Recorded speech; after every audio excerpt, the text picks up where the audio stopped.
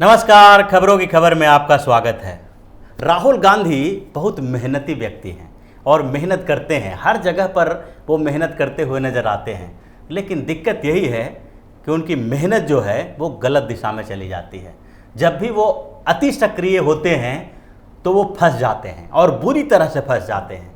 इसी बीच जो कोरोना के समय में जब कोरोना का संक्रमण फैल रहा था और पूरी दुनिया में परेशानी बढ़ रही थी, तो उससे पहले भी जिस तरह से भारत के अर्थव्यवस्था पर उन्होंने कटाक्ष किया था, उस समय भी उनकी सब परेशानी सामने आ गई थी। और अब जबकि कोरोना के कारण लॉकडाउन की स्थिति है, 2 बार लॉकडाउन बढ़ाया गया, तीसरी बार लॉकडाउन को बढ़ाया गया है। और ऐसी स्थिति में जब पूरा देश कोरोना संक्रमण से लड़ने के लिए तैयार है और हर स्थिति में जो भी स्थितियां, परिस्थितियां, अर्थव्यवस्था की कठिनाइयां जो भी पैदा हुई है, उसको सब मिल बैठ के उस समस्या के समाधान की कोशिश की जा रही है। तो ऐसे समय में राहुल गांधी ने भारत के जो 2 बड़े अर्थशास्त्री, एक तो भारतीय मूल के अमेरिकी नागरिक कहे जा सकते हैं, तो ये 2 अर्थशास्त्रियों से बातचीत की।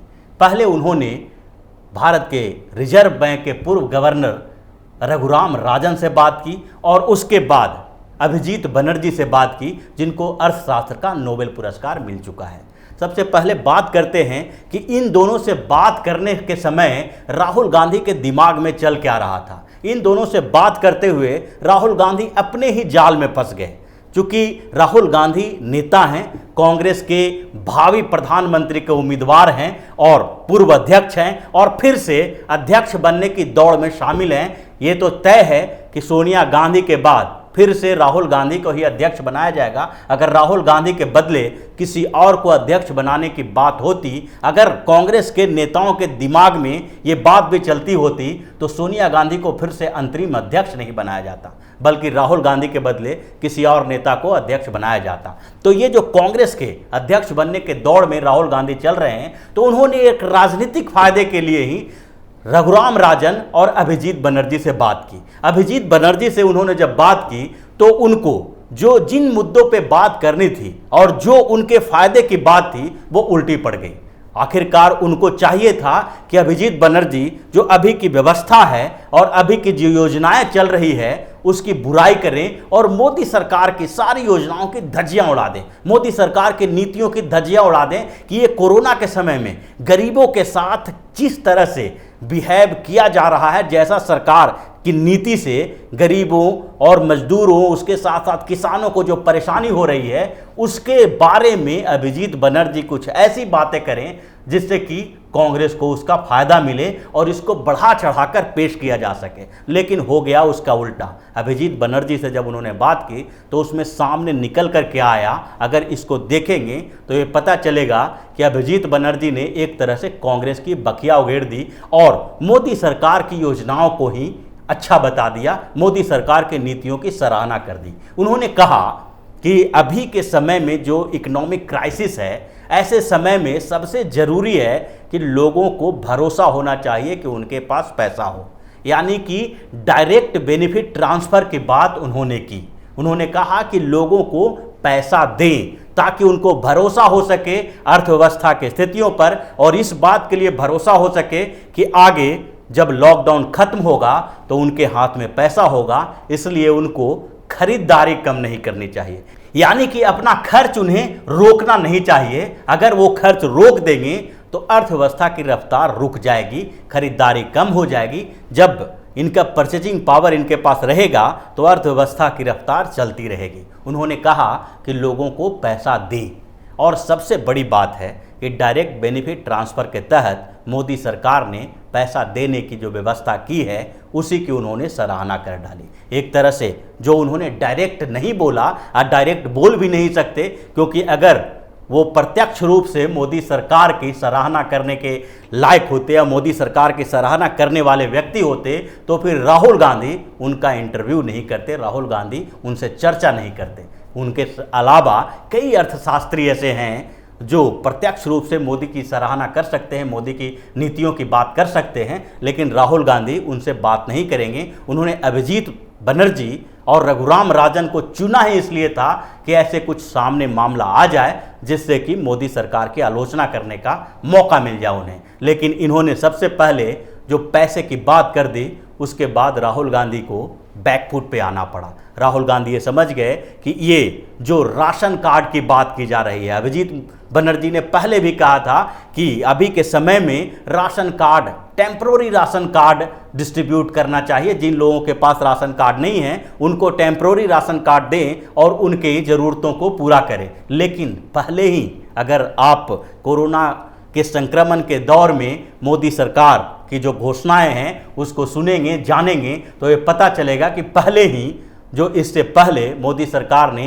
1,70,000 करोड़ का जो पैकेज की घोषणा की थी, उस पैकेज में जो राशन कार्ड धारक थे उनको 5 किलो अनाज अतिरिक्त देने की बात कही गई थी। और जो राशन कार्ड की व्यवस्था की बात कही गई थी, जो पीडीएस सिस्टम को सुचारू रूप से चलाने की बात कही गई थी, उसमें स्टेट गवर्नमेंट को भी ये निर्देश दिया गया है कि किसी भी तरह से किसी भी व्यक्ति को इससे बाहर न रखा जाए। अगर कोई राशन कार्डधारी नहीं है और तत्काल उन्हें ज़रूरत है तो उनको भी पंचायत के स्तर पर इसका निपटारा हो और मुखिया सरपंच इसको किसी तरह से टेम्पररी कार्ड देकर उसको उस समय राशन मुहैया कराए। ये व्यवस्थाएं पहले से ही हो चुकी है और अभिजीत बनर्जी साहब जो हैं वो अब राहुल गांधी को इस व्यवस्था के बारे में बता रहे हैं। इसके साथ साथ उन्होंने 60% गरीब लोगों को डायरेक्ट पैसा ट्रांसफर करने की बात की। 1,70,000 करोड़ का पैकेज जो मोदी सरकार ने घोषित किया था, उस पैकेज में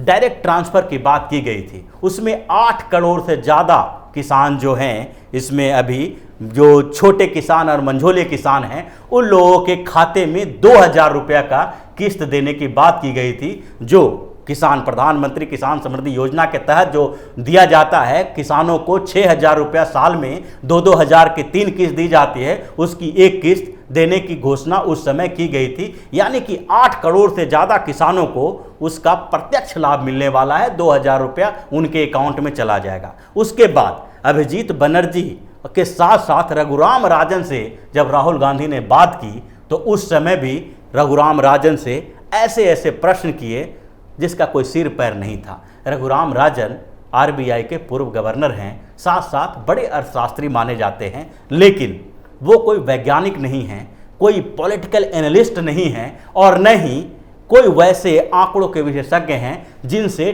टेस्ट के बारे में, कोरोना के टेस्टिंग के बारे में सवाल पूछा जाए, कोरोना संक्रमण में कैसे सरकार की नीतियों के बारे में पूछा जाए। उनसे अर्थव्यवस्था पर बात की जाती है, वो सही है, लेकिन अगर ये बात की जाएगी कि कोरोना का टेस्ट कम हो रहा है, दूसरे जगहों पे ज़्यादा हो रहा है, इन मुद्दों पे बात की जाएगी तो ये सही नहीं कहा जाएगा। लेकिन राहुल गांधी ने ये बातें की और रघुराम राजन ने भी आखिरकार यही बताया कि यहाँ पर सबसे महत्वपूर्ण मुद्दा जो है वो डायरेक्ट बेनिफिट ट्रांसफ़र का है। किसानों को ट्रांसफ़र किया जाए पैसा, मजदूरों के खाते में पैसा जाए और ये आधार कार्ड के जो लिंक किया गया है अकाउंट में, उसके थ्रू जनधन खातों में पैसा डाला जाए। तो ये पूरी व्यवस्था जो है वो मोदी सरकार ने कर दी है। पहले से ही ये चीज़ें चल रही है, जनधन खाता खुल चुका है और वृद्धावस्था पेंशन, विधवा पेंशन या अलग अलग जो पेंशन, सोशल सिक्योरिटी सिस्टम, जो सामाजिक जो आधार है उसको मजबूत करने के लिए, उसकी सुरक्षा के लिए, सामाजिक सुरक्षा के तहत जो पेंशन योजना चलाई जा रही है उसके तहत सबके खाते में पैसा जा रहा है, जिससे बीच के जो लोग थे वो अलग हो गए हैं। तो अभिजीत बनर्जी और रघुराम राजन दोनों ने मोदी सरकार की कहीं न कहीं से तारीफ कर दी और राहुल गांधी का यह दाव उल्टा पड़ गया। लेकिन इससे भी बड़ी बात एक और हुई है कांग्रेस के अंदर। कांग्रेस के अंदर जो राहुल गांधी ने एक परंपरा चलाई और राहुल गांधी ने जो अभिजीत बनर्जी और रघुराम राजन से बात की, उससे कांग्रेस में 2 बड़े नेता जो ऐसे हैं उनकी घोर बेइज्जती हो गई है। और वो बड़े नेता हैं, पहला प्रधानमंत्री, जो पूर्व प्रधानमंत्री मनमोहन सिंह, और दूसरे हैं पूर्व वित्त मंत्री पी चिदम्बरम। ये दोनों नेताओं की राहुल गांधी ने ऐसी घोर बेइज्जती की है जिसके बाद इनको अब मीडिया के सामने आने में डर लग रहा है।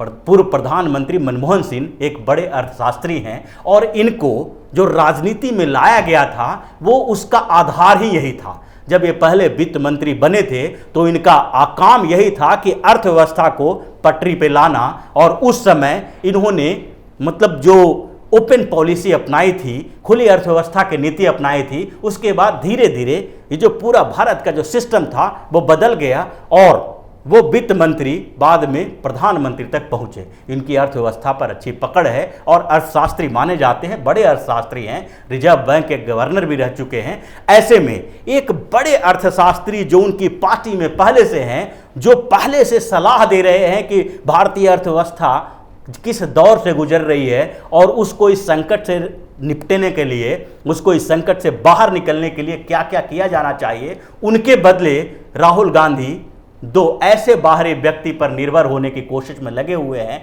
और उनसे सलाह लेने की कोशिश कर रहे हैं, जिनका अभी तक कोई ऐसा एक्सपेरिमेंट नहीं रहा है जो किसी देश की अर्थव्यवस्था के साथ, जो अर्थव्यवस्था को, किसी देश की अर्थव्यवस्था को संभालने का कोई ऐसा अनुभव नहीं रहा है। ये लोग बड़े अर्थशास्त्री हैं, मानते हैं, लेकिन एक अर्थशास्त्री जो आपकी पार्टी में है और जिन्होंने भारतीय अर्थव्यवस्था पर गहन अध्ययन किया है और उनकी बड़ी भूमिका मानी जाती है कि जब वो वित्त मंत्री थे तो उन्होंने भारतीय अर्थव्यवस्था को पटरी पे लाया और भारत की जो पूरी आर्थिक नीति थी उसको बदली है। और दूसरी तरफ एक जो पूर्व वित्त मंत्री हैं पी चिदम्बरम साहब, वो ही गुस्साए हुए हैं, उनकी भी बड़ी बेइज्जती हुई है क्योंकि वो भी अपने अर्थव्यवस्था के आर्थिक ज्ञान का बार बार बघाड़ते रहते हैं, आर्टिकल लिखते रहते हैं और बार बार मोदी सरकार को अर्थव्यवस्था पर सलाह देते रहते हैं कि अब भारत की आर्थिक नीति कैसी चल रही है, गरीबों और मजदूरों के साथ कैसे जो नाइंसाफी किया जा रहा है।